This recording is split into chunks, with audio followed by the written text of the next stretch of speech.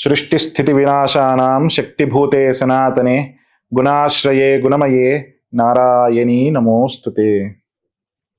ఈరోజు 5వ రోజు చాలా విశేషం ఈ నవరాత్రులలో. ఈ 5వ రోజుని లలితా పంచమి అని కూడా అంటారు. ఈ రోజున సాధారణంగా బెజవాడ కనకదుర్గ అమ్మవారికి లలితా త్రిపుర సుందరి అలంకారము జరుగుతుంది. కానీ కొన్ని తిథివార నక్షత్రాల యొక్క కలియిక మేరకు ఈసారి అమ్మవారికి మహాచండి అనేటువంటి స్వరూపంతో అమ్మవారు అందరినీ అనుగ్రహిస్తుంది. ఈ మహాచండి ఎవరండి అంటే, చండి అంటే అమ్మవారు త్రిగుణాత్మిక, మహాకాళి, మహాలక్ష్మి, అలాగే మహాసరస్వతి యొక్క ఐక్య స్వరూపము. అంటే 3 స్వరూపాలు అమ్మవారివే, ఆ 3టి కలయిక అమ్మవారే అని చెప్పేటువంటి విధానంలో మనము ఈ చండీదేవిని ఉపాసన చేస్తాము.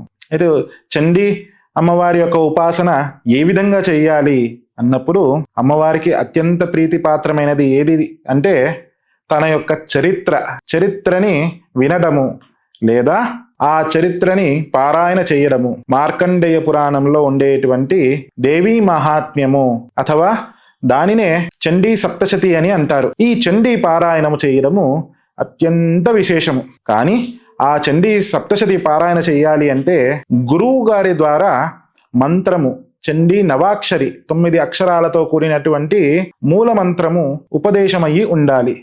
ఆ ఉపదేశం లేని ఎడల ఈ యొక్క సప్తశతిని పారాయణం చేయడానికి వీలు ఉండదు.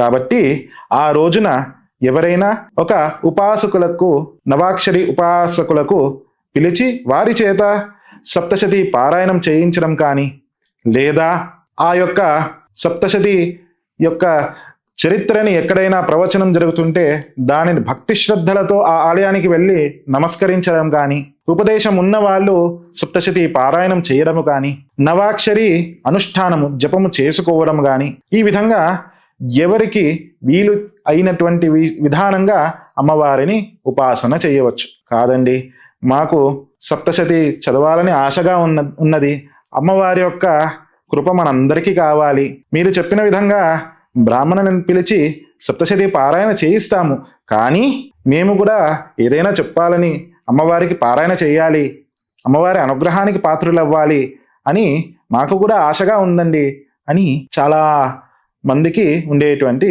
ఒక ఆశ. అది సహజము. అయితే ఆ విధంగా చేయాలనుకున్నప్పుడు మనకి ఋషులు ఇంకొక మార్గాన్ని కూడా చెప్పారు.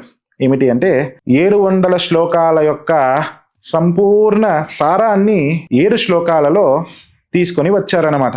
ఆ సప్తశతి పారాయణము ఒక పక్కన జరుగుతూ ఉండగా, లేదా మనకి అంత శక్తి లేదు అన్నప్పుడు 7 శ్లోకాలలో అమ్మవారిని స్తుతించి అమ్మవారి యొక్క అనుగ్రహానికి పాత్రులవ్వచ్చు. ఆ 7 శ్లోకాలు ఏమిటి అంటే, జ్ఞానినామపి చేతాంసి అని ప్రారంభమై సర్వా బాధాప్రశమనం అనేంత వరకు 7 శ్లోకాలు ఉన్నది. కాదండి, 7 శ్లోకాలు కూడా మాకు చెప్పడం చాలా కష్టంగా ఉన్నది అన్నప్పుడు ఆ 7 శ్లోకాలలోనూ చాలా ప్రధానమైనటువంటి శ్లోకం ఒకటి ఉన్నది.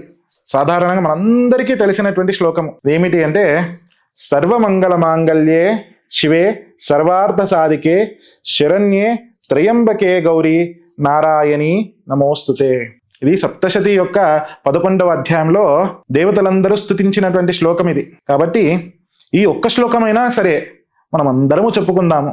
నిత్యము ఈ శ్లోకానికి చెప్పుకోవాలంటే ప్రధానమైన నియమాలు అన్నట్టుగా ఏమీ లేదు, కానీ శుచిగా ఉండాలి, బాహ్యంగానూ శుచిగా ఉండాలి, అంతరంగంగానూ మన మనసు కూడా శుచిగా ఉండాలి. అంతరంగంలోనూ శుచిగా ఉండాలి, బాహ్యంలోనూ శుచిగా ఉండాలి. నిత్యము ఈ యొక్క శ్లోకాన్ని మనము పారాయణ చేయవచ్చు. ఆ తరువాత అమ్మవారికి ఈరోజు విశేషంగా నైవేద్యం ఏమిటి అంటే, ఆవిడకు ఈ రోజున దధ్యాన ప్రీతమానస, అంతేకాకుండా దధ్యాన అంటే పెరుగు అన్నము, పెరుగుతో కలిపినటువంటి అన్నాన్ని అమ్మవారికి ఈ రోజున నివేదన చేయడము అత్యంత విశేషము. ఈరోజు బెజవాడలో అమ్మవారు చండిగా, మహాచండిగా ఉండగా, మరొక పక్క శ్రీశైలంలో ఆ భ్రమరాంబికాదేవి షణ్ముఖుడు అయినటువంటి సుబ్రహ్మణ్య స్వామికి తల్లిగా ఉండేటువంటి స్కందమాత అనే స్వరూపంలో శ్రీ భ్రమరాంబికాదేవి వారు మనల్ని అనుగ్రహిస్తున్నారు. అటు స్కందమాతగా ఉపాసించిన, ఇటు మహాచండిగా కౌమారిగా ఉపాసించిన ఆ తల్లి జగదంబ ఒకరే కాబట్టి ఆ అమ్మవారిని ఏ విధంగా ఉపాసించినా భక్తి శ్రద్ధలతో అమ్మవారిని ఆరాధిద్దాం. అమ్మవారి యొక్క కృపా కటాక్షాలకు అందరము పాత్రులవుదాము. ఏతత్ ఫలం సర్వం శ్రీ జగదంబార్పణమస్తు.